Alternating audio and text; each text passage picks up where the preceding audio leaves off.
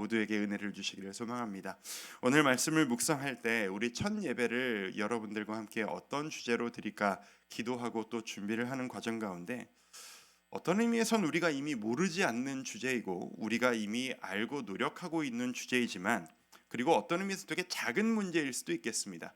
모든 분에게 해당되지 않는 주제일 수도 있겠습니다. 하지만 누군가에게는 내 인생을 통째로 뒤흔들 수 있는 그 주제에 대해서 여러분들과 나눠보려고 합니다. 관계에 대한 이야기입니다. 송구영 신예배 때 2024년 우리 맞이하는 송구영 신예배를 드리면서 여러분들과 함께 이 자리에서 두 가지 올해 우리의 목표가 있다라고 말씀드렸습니다.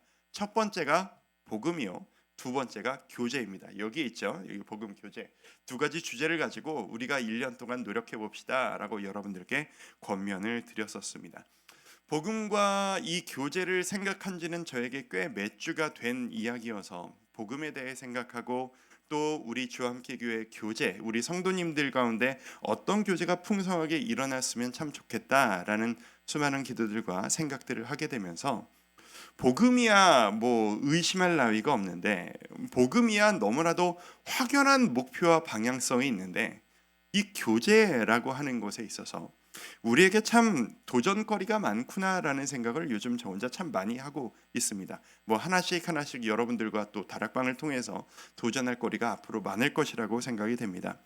사람이 사람을 대한다는 것이 이렇게 참 단순하지가 않구나. 내가 좋다고 상대방도 좋은 것이 아닐 수 있겠구나. 상대방은 좋게 나에게 다가오는데 나는 그렇지 않게 받아들일 수 있게 됐겠구나 라고 하는 수많은 사례들과 수많은 주제들을 생각을 하게 됩니다. 그리고 바로 이것이 우리가 서로가 서로를 어떤 마음으로 어떻게 대하느냐라고 하는 이 문제가 2024년 우리 교회가 조금 더 주님을 기쁘게 해드리는 그 부분에 있어서 도전거리가 될 수 있겠다라는 생각을 합니다. 이 관계라는 것을 생각을 하다 보니까 제가 이런저런 관계를 생각하다 보니까 재미있는 것이 하나가 생각이 났습니다. 뭐냐면 사람은 언제나 아예 다른 업종이라든가 아예 다른 동네에 살고 있는 사람이라든가 그런 사람들과 적수와 원수가 되는 게 아니고 비슷한 영역 가운데 살아가고 있는 사람들, 나와 카테고리가 겹치는 사람과 적이 되고 원수가 되는 경우가 너무나도 많다라는 겁니다. 뭐 예를 들어 보면 나라와 나라의 관계에 있어서도 마찬가지죠. 우리나라와 저 멀리 있는 저 유럽의 어떤 나라와 원수가 되는 일이 흔한가요? 그런 일은 별로 없습니다. 우리나라의 원수 같은 나라는 항상 우리 옆에 붙어 있는 나라들이 많은 사연이 있기 때문에 때로는 원수 같고 때로는 답답하며 복잡한 감정을 생기게 되는 게 국가와 국가 간의 관계입니다. 스포츠 같은 것만 생각해봐도 그래요. 그 전 세계적으로 동일합니다. 큰 대도시일수록 한 도시 안에 사람이 많으니까 스포츠단이 같은 종목에 두세 개씩 있는 경우가 참 많아요. 근데 세계 공통입니다. 그 도시 안에 한 도시 안에 있는 스포츠팀마다 관계가 제일 안 좋은 경우가 많아요. 우리나라도 그래요. LG 트윈스, 두산 베어스 못 잡아먹어서 난리예요. 우리가 요즘 손흥민 선수 프리미어리그 많이 보니까 토트넘, 아스날 이 사람들 대단하더라고요. 우리가 잘 되는 거, 우리가 이기는 것보다 상대편이 지면 더 좋아하고 축제를 벌인다고 난리를 치더라고요. 뭐 스포츠만이 뭐 끝도 없이 될 수 있습니다. 일을 하실 때도 같은 업종의 회사들끼리 싸우지 다른 업종끼리는 나빠질 리가 없습니다. 학문 연구도 마찬가지더라고요. 공부하는 분들도 마찬가지여서 제가 신학을 배울 때 신학대학원에서 신학의 발달 과정 이런 것들을 배울 때 진짜 깨달았던 게 뭐냐면 신앙 과정의 학문의 연구 신학자들이 어떤 싸움을 했냐 보면 신학 노선이 아예 다른 학자들끼리는 신앙의 이 학문의 싸움을 안 해요. 어떤 사람들끼리 싸움을 하는지 아세요? 노선이 내내 갔다가 끝에 가서 하나 다른 이런 사람들끼리 이 학자들끼리 치열하게 싸움을 해요. 그래서 한국 교회 이렇게 뭐 교리사, 한국 교회사 공부를 하면 이 학문의 싸움이 다 누구와의 싸움이냐면 우리와 자유신학과의 싸움보다 우리와 제일 비슷한 합동과 통합 간의 싸움, 이런 게 훨씬 더 많아요. 이게 희한한 일이죠. 성도님들끼리는 잘 모르는 일들이 있는데 말이죠. 이게 인간의 심리인 것 같아요. 왜 이런 일이 일어날까? 이게 내 파이가 작아진다라는 경쟁의식이 있는 것 같아요.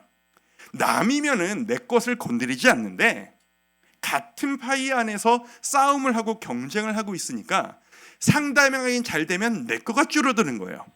저 사람이 안 돼야 내가 잘 될 수 있는 거예요. 멀리 있는 큰 적보다 내 눈앞에 보이는 바로 내 옆에 있는 한 사람이 저 사람이 미운 경우가 훨씬 더 많다라고 하는 겁니다. 여러분은 어떠십니까? 주위에 가까운 사람이라서 더 사이가 안 좋고 경쟁하고 불편한 경우들을 혹시 여러분도 요즘에 경험하는 적이 있으십니까? 이건 하나님의 사람들끼리도 없는 이야기가 아닙니다. 우리 교회 안에서도 이런 일이 없으리라는 것이 없습니다. 제가 모르는 사이에 여러분들도 이런 일을 이미 겪고 계실지도 모르겠습니다. 함께 봉사하는 동역자들끼리, 함께 일하는 교역자들끼리, 같은 다락방에서 매주 모이는 동역자들끼리 관계의 문제, 경쟁의 문제는 언제든지 일어나고 그것이 우리를 너무나도 힘들게 만듭니다. 제가 요즘 빌립보서를 계속 언급하고 빌립보서로 여러분들과 묵상을 나누고 있습니다만 빌립보서의 바울도 바로 그런 도전에 맞닥뜨리고 있음을 보게 됩니다. 오늘 이 빌립보서 1장 뒷부분 말씀을 읽었는데요. 지금 바울은 로마에 1차 투옥을 해 있는 상태입니다. 간단하게 상황을 말씀드리면 바울은 많은 1, 2, 3차 전도 여행을 통해서 수많은 지역을 돌아다니면서 복음을 끊임없이 전했고 복음이 전파되는 곳마다 수많은 분란이 일어났습니다.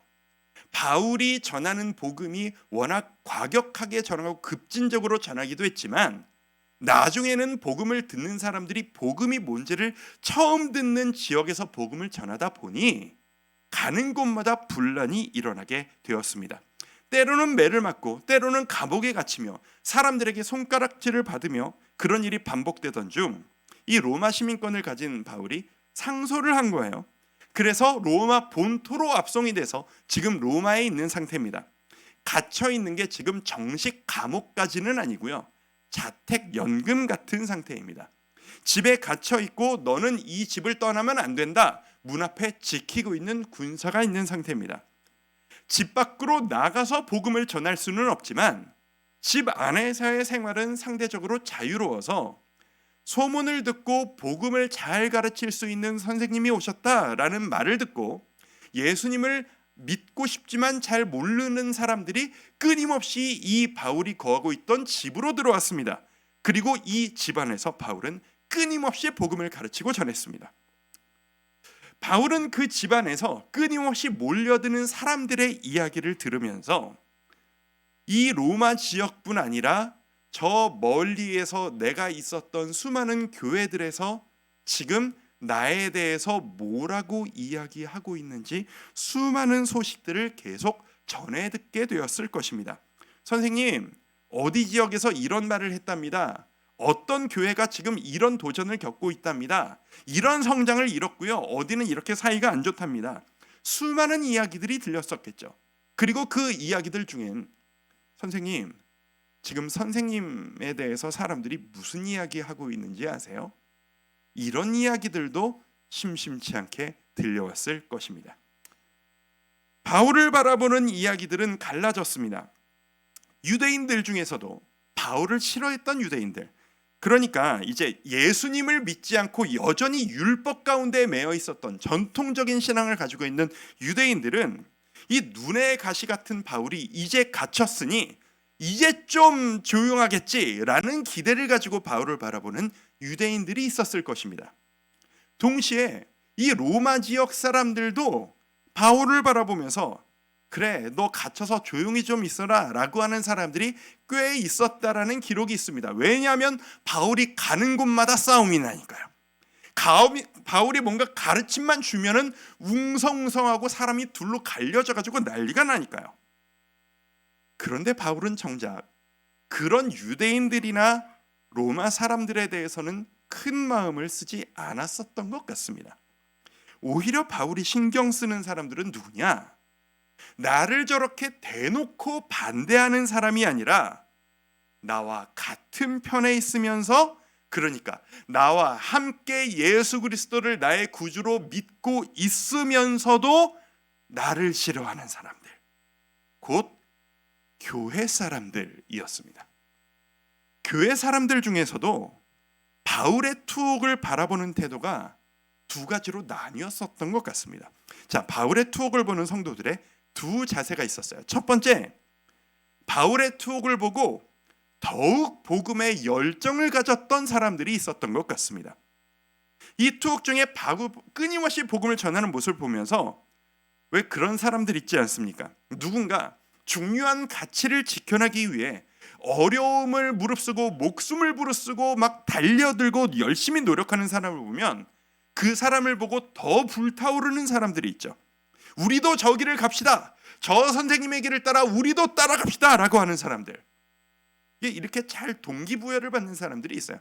사실 제가 이런 스타일이기는 한데, 제가 이제 그런 거 우리나라 이렇게 드라마나 사극 같은 거 보면 일제시대 배경으로 된 그런 독립군들 이야기들 막 나오잖아요. 그런 얘기를 보면 저는 이렇게 농담이지만 진담 같은 얘기로 이런 말을 하거든요. 내가 만약 저 시대에 태어났으면 나도 독립군이 됐을 것 같아. 이런 얘기를 저는 하거든요. 어려움이 아니라 뭐가 중요하냐가 더 중요한 그런 캐릭터거든요. 그런 사람들이 있었다는 겁니다. 자, 오늘 보면 14절을 보시면 이런 얘기가 나와요.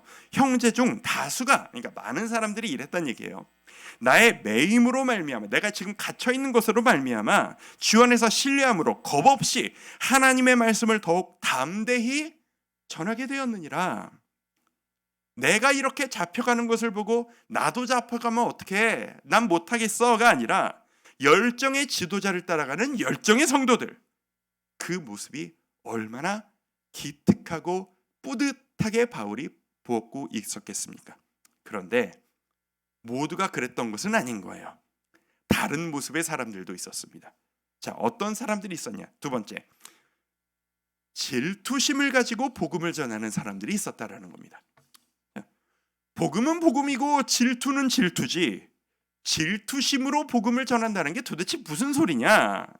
자, 교회 안에서도 함께 예수님을 믿는 사람들 중에서도 바울을 싫어하는 사람들이 없지 않았었던 모양입니다. 그리고 그들은 바울의 투옥을 자신들의 기회로 여겼다라는 겁니다. 자, 성경의 앞뒤 정황을 보면, 그리고 우리의 인간됨을 생각해 보면 이런 사람들이 바울의 투옥을 기뻐하지 않았을까? 세 가지로 정리가 가능합니다. 자,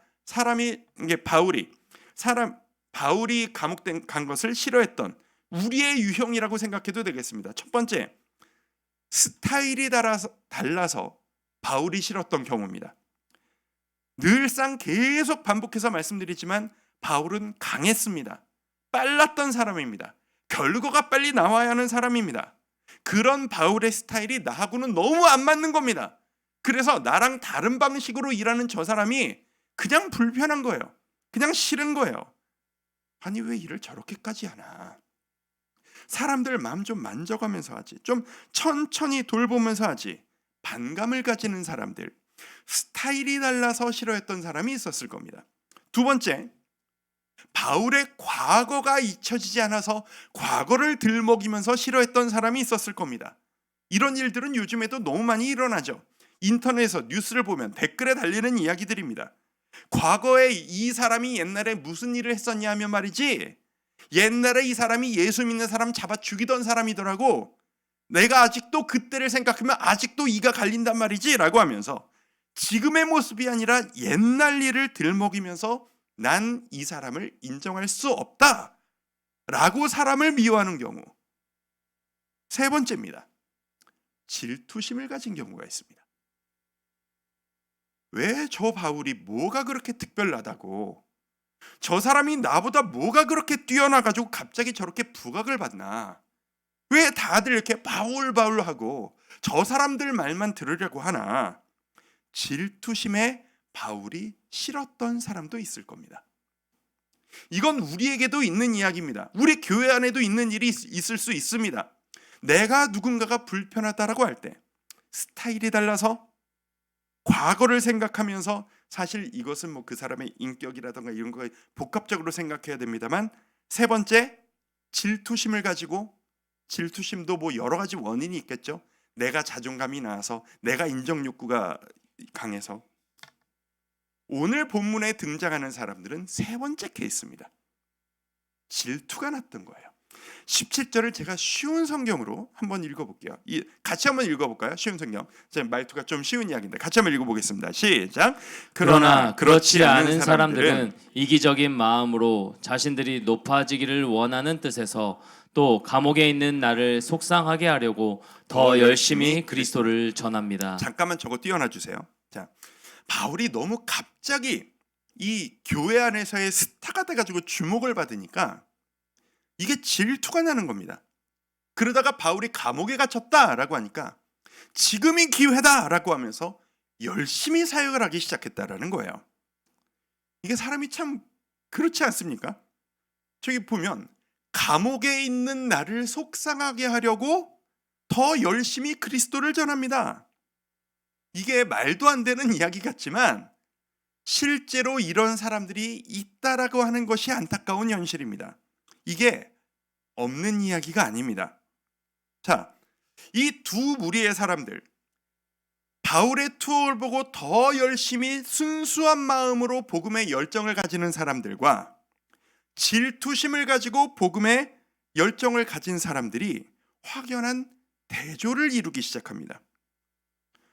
바울을 질투했던 사람들은 누가 봐도 복음의 순수한 의도가 없었어요. 복음 자체가 목적이 아니고 자기의 명성을 위해 내가 인정받기 위해서 복음을 전했어요. 목사 입장에서 너무나도 안타깝게도 실제로 이런 분들이 계세요. 뭐 예를 들면 이런 거예요. 누구를 생각하고 하는 얘기는 아니에요. 그냥 너무 많은 분들을 지금까지 봐왔으니까 이런 케이스가 있어요. 성격이 안 좋아요. 예를 들어 하나님의 종답지가 않아요. 욕심이 많아요. 자기가 뭘 누리고 싶은 게 너무 많아요. 낮아질 줄을 몰라요. 자기가 유명해지고 싶은 마음이 있어요. 저도 이런 스타일을 사실 정말 안 좋아하기는 하는데, 그런데 설교를 너무 잘하는 거예요. 그런데 강의만 하면 사람들이 너무 감동을 받는 거예요. 막 그 말만 들으면 너무 은혜가 되는 거죠. 그래서 성도님들은 그 사역자에 대한 이렇게 인기가 막 좋아지기 시작하는 거죠. 뒤에서 남몰래 속상해하는 사람들이 있어요.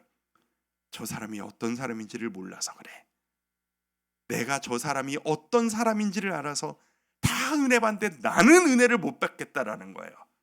저 사람을 보고 내가 받은 상처가 있고 비교의식이 있고 안타까움이 있어서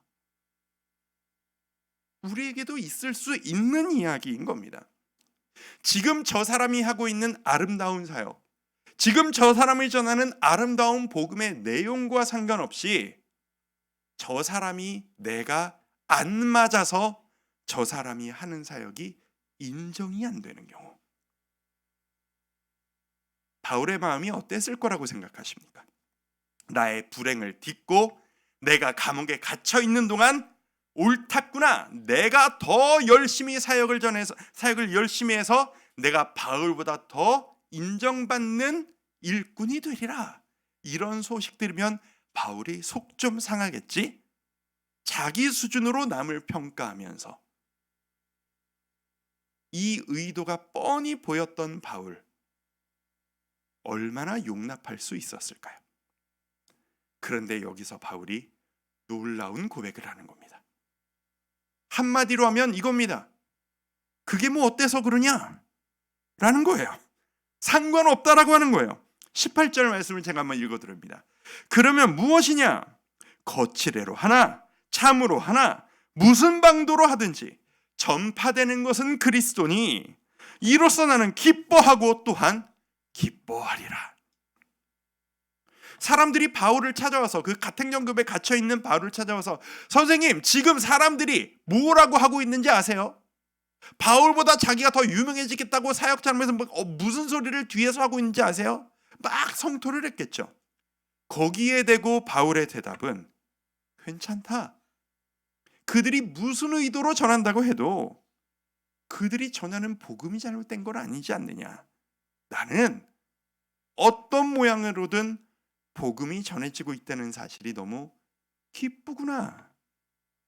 자, 이 바울은 도대체 어떻게 이렇게 마음을 먹을 수 있었던 것일까요? 그들을 보며 바울이 기뻐할 수 있었던 이유. 첫 번째, 인생의 목적이 내가 아니라 그리스도에게 있다라는 확실한 정리가 있을 때에만 이것이 가능합니다. 내 판단, 내 감정, 내 분노, 내 즐거움, 내 짜증, 모든 기준이 지금 내가 어떠냐가 아니라 복음에 빗대어 그리스도에 빗대어 이게 어떤 결과가 나타날 것인데 인생의 목적이 확실한 겁니다. 내가 원하는 것이 이루어지는 게 내 인생의 목적이 아니고 내 인생의 주인이신 그리스도를 위한 것이 목적이 되는 거예요. 철저하게 하나님의 주인 되심을 인정하는 자만이 이것을 고백할 수 있습니다. 나는 종이야. 나는 내 인생의 주인이 아니고 내가 종이야. 내가 종이 어떤 기분인지가 뭔 상관인데 애초에 나는 아무것도 아니었어. 그리스도를 위한 도구일 뿐이야. 내 사역의 내 인생의 목적이 그리스도를 전하는 거야. 그런데 저 사람들이 어떤 마음으로든 그리스도를 전했잖아. 그러면 내 목적이 이루어진 것과 똑같지 않냐? 상관없어. 철저한 이 인식이 있기에 바울은 감정적으로 동요하지 않을 수 있었던 겁니다. 철저한 자기인식, 정체성의 정리. 두 번째, 이렇게 나만 보지 않고 그리스도를 본다면 이것으로 이어집니다. 그리스도의 시각으로 사람을 볼 수 있기 때문에 이게 가능했던 겁니다. 자, 죄는 미워하되 사람은 미워하지 말라라는 말이 있습니다. 너무 성경적인 메시지지만 사실 성경에 있는 표현은 아닙니다. 찾아보니까 의견이 분분하던데 간디가 한 말이다 이런 말도 있고 여러 말이 있더라고요. 근데 누구가 했는지는 잘 모르겠지만 성경의 정신에 이 말은 정확하게 부합되는 말입니다. 저 사람이 저렇게 행동하는 건 하나님의 형상을 가지고 있고 하나님께서 사랑하신 저 사람이 저렇게까지 나에 대해서 악담을 가지고 있고 저렇게까지 거친 언행을 하고 있다는 게 대체 얼마나 많은 상처가 저 안에 있다는 걸까? 대체 뭐가 그렇게 아프고 뭐가 그렇게 힘들길래 나한테 저렇게까지 할 수 있는 걸까? 이게 바로 예수님의 마음이요, 예수님을 닮아가는 자의 마음입니다. 그래서 예수님을 닮아가는 사람일수록 이 감정의 업다운이 심하지 않을 수 있습니다. 제가 목표 두 가지 밑에 제가 써놓은 쉬운 성경 빌립보서 2장 5절, 예수님처럼 생각하고 행동합시다. 여러분에게 카드로도 나눠드린, 안 받아가셨으면 나가시는 길에 하나씩 가지고 가세요. 앞에 놓여져 있더라고요. 예수님처럼 생각하고 행동하는 이게 나에게 완전히 체득된 사람이라면 누가 나에게 한 한마디, 누가 나에게 한 행동 하나 가지고 일희일비하지 않을 수 있습니다. 왜요?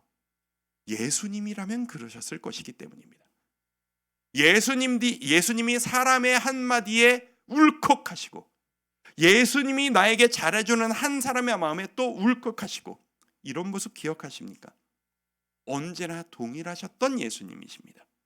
우리도 그분 따라 갈 수 있을 것이라는 겁니다.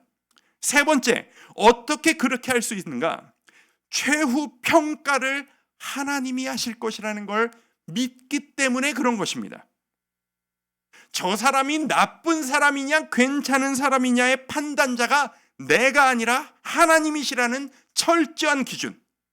그러니 내가 인정할 수 없는 저 사람이 잘 되는 게 배가 아파도 그런 나를 깎아내리면서 자기가 올라가려고 하는 그 모습을 봐도 나는 화내지 않을 수 있다는 것. 왜? 하나님이 다 판단하시고 알아서 상급 다 정리해 주실 테니까. 나중에 정리될 텐데 지금 내가 화내고 넌 나쁜 놈이야, 네 정체를 내가 까발리고 말겠어 라고 난리를 친다는 게 도대체 무슨 의미냐라는 것입니다. 이건 정말 높은 지경입니다. 이게 그냥 될 수 있는 일일 리가 없습니다. 그래서 바울도 평생 복음에 철저하게 물들여져서 사역하고 있는 이 말미에 이런 태도를 보이고 있다는 것. 우리의 지향점이 바로 이게 되었으면 좋겠습니다. 성도 여러분, 오늘 저는 이 말씀을 여러분들과 나누면서 이 이야기가 실제로 여러분의 이야기가 될 수 있기를 소망합니다. 오늘 이 말씀을 들으면서 여러분은 지금 솔직히 누구를 떠올리셨습니까? 여러분이 제일 만나는 여러분 주위에 있는 사람들 중에서 가장 내 마음이 걸림돌이 되고 있는 그 사람은 누구십니까? 하나님을 생각하고 은혜를 생각하며 눈물을 흘리다가도 그 사람만 생각하면 눈물이 쏙 들어가는 불편한 그 사람은 여러분에게 누구이십니까? 우리 교회가 2023년에 주안교 교회가 복음, 교제라고 하는 이 두 가지 목표를 가지고 나아가는 것이 우리의 방향성이라고 하나님이 우리에게 화살표를 알려주셨다면 지금 여러분이 마음속으로 떠올리고 계신 그 사람을 여러분이 어떻게 대하실 것인가? 바울처럼 대할 것인가? 아니면 바울 보면서 내가 올라갈 거야 라고 하는 그 사람처럼 여러분이 생각하신 그 사람을 대할 것인가가 우리 교회가 어떤 교회가 되고 여러분의 가정이 어떤 가정이 되며 여러분이 얼마나 하나님을 기쁘시게 할 하나님의 자녀가 될 것이냐, 그 분기점이 되실 수도 있겠습니다. 기억했으면 좋겠습니다. 제가 주일에 예전에 설교할 때 쓴 적이 있는 표현입니다. 여러분과 여러분이 생각하신 그 사람은 적이 아닙니다. 우리는 같은 편입니다. 우리는 같은 주님을 바라보고 있는 같은 편입니다. 그런데 너무 가까이에 있어서 너무 그 사람을 적나라하게 봐버려서 아까 원인 세 가지 말씀드렸죠. 나와 스타일이 달라서일 수도 있고 나와 그 질투심을 가져서일 수도 있고 아니면은 옛날에 그 사람이 나에게 했던 그 상처가 아직 해결되지 않아서일 수도 있고 어떤 이유인지는 모르겠지만 여러분의 마음에 지금 흔들림이 있다면 주님이 오늘 여러분에게 도전을 주고 계신지도 모르겠습니다. 우리 바울의 길을 걸어갔으면 좋겠습니다. 복음에 완전히 물들어 있는 그 바울의 길을 갔으면 좋겠습니다. 2024년이 되었습니다. 우리는 새로운 시작을 했습니다. 새로운 시작이란 하나님 우리에게 새로운 복을 주시옵소서만이 우리에게 새로운 시작은 아닐 것입니다. 우리가 해결하지 못한 묵혀져 있는 이 나의 관계의 문제, 나의 성향의 문제, 나의 관계의 약점의 문제, 그것을 깨고 새로 시작하는 것이 하나님이 우리에게 주신 새로운 시작의 문제일 수도 있겠습니다. 그런 의미에서 성도 여러분, 여러분은 이 시간 어떤 도전을 마음속에 받고 계십니까? 우리 함께 주님을 향해서 영원한 하나님의 나라를 향해서 나와 같은 사람이든 다른 사람이든 손잡고 함께 걸어갈 수 있는 우리 교회가 되었으면 좋겠습니다.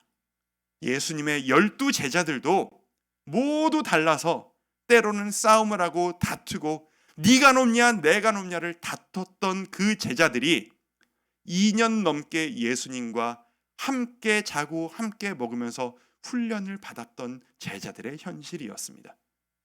그 제자들이 온전히 하나 된 순간은 언제였습니까? 사도행전에서 우리가 보지 않았습니까? 성령이 임하셨을 때였습니다. 성령 충만했을 때였습니다. 그리고 복음을 마음에 품고 전하는 삶을 살았을 때였습니다. 그렇다면 여러분이 지금 생각하시는 그 관계의 문제를 극복하시기 위해 우리 모두가 제일 먼저 이 시간 구해야 할 것, 성령의 충만입니다. 예수 믿는 자에게는 결국은 시작도 끝도 성령 충만입니다. 시작도 성령이요, 끝도 성령입니다. 이 시간 우리가 기도하며 나아갈 때 성령님께서 여러분의 마음에 역사해 주시기를 축복합니다. 우리 예수님의 마음으로 우리 주위 사람들을 대합시다. 예수님의 마음으로 우리 다락방을 대합시다. 예수님의 마음으로 내 남편을, 내 아내를, 내 부모님을, 내 자녀를 대합시다. 그게 우리가 예수님처럼 나아가는 발걸음이 될 것이라고 믿습니다. 우리 그 마음으로 기도하며 스스로의 마음과 싸우며 도전하며 나아갈까요? 우리 먼저 이 찬양을 하며 나아가도록 하겠습니다. 힘들고 지쳐 낭망하고 넘어져 일어날 힘 전혀 없을 때에 주님, 저는 저 사람을 품을 수 있는 힘이 없습니다. 저는 저 사람 좀 피하고 싶습니다 라고 하는 그 마음이 나에게 있을 때에 내가 주님의 자녀됨을, 내가 주님의 그 사랑받은 자임을 우리가 먼저 확인하고 힘을 내어 나아갔으면 좋겠습니다. 우리 그런 마음으로 이 찬양을 하며 나아갑니다. 힘들고 지쳐 낭망하고 넘어져, 힘들고 지쳐 낭망하고 넘어져 일어날 힘 전혀 없을 때에 조용히 다가와 손 잡아주시며 나에게 말씀하시네. 나에게 말씀하시네. 나에게 실망하며 내 자신 연약해 고통 속에 눈물 흘릴 때에 못자국 난 그 손길 눈물 닦아주시며 나에게 말씀하시네. 주님께서 우리에게 먼저 채워주십니다. 너는 내 아들이라. 너는 내 아들이라. 오늘날 내가 너를 낳도다.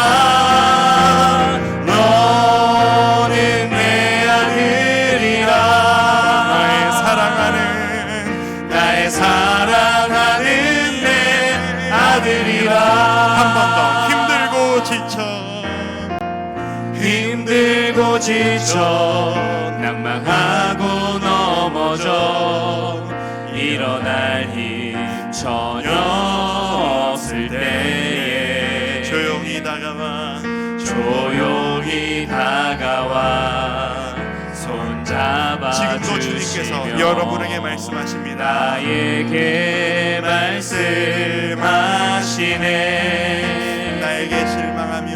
나에게 실망하며 내 자신 연약해 고통 속에 눈물 흘릴 때에 못자국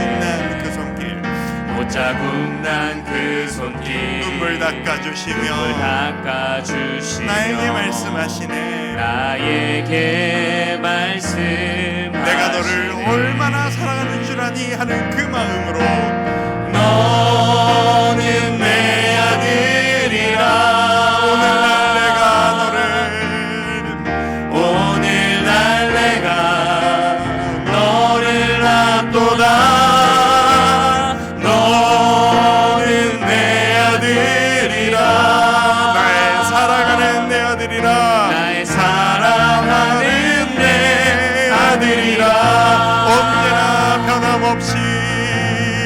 언제나 변함없이 너는 내 아들이라. 내가 너를 얼마나 사랑하는지 나의 십자가 고통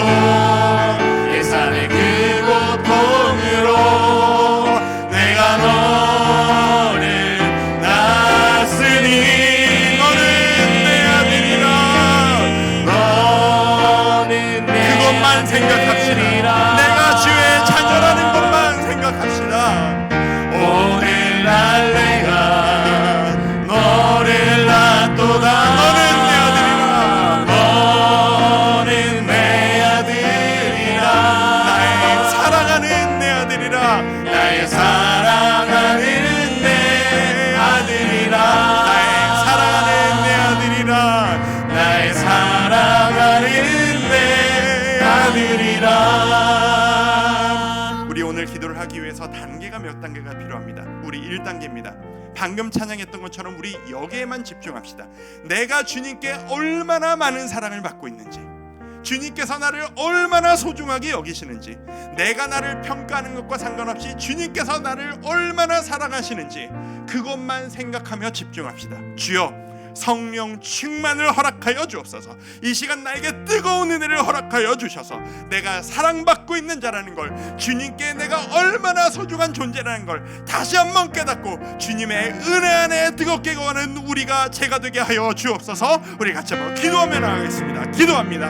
아버지 하나님, 이 시간 저의 마음 가운데, 우리 모두의 마음 가운데 주의 사랑으로 가득하게 부어주시기를 소망합니다. 아버지 하나님, 우리가 하나님 앞에 나아가는 이 순간에 아버지 하나님, 끊임없이 사람들과 부딪히고 끊임없이 도전거리가 생기며 끊임없는 불평이 나오는 이 시점에 아버지 하나님, 그 모든 감정 내려놓고 주님과 나와 단둘이서, 하나님과 나와 단둘이서 내가 하나님 앞에 어떤 존재인지를 다시 한번 확인하고 하나님 앞에 얼마나 많은 사랑을 받고 있는지 그것을 다시 한번 생각하며 나아가는 우리 모두가 되어지기를 원합니다.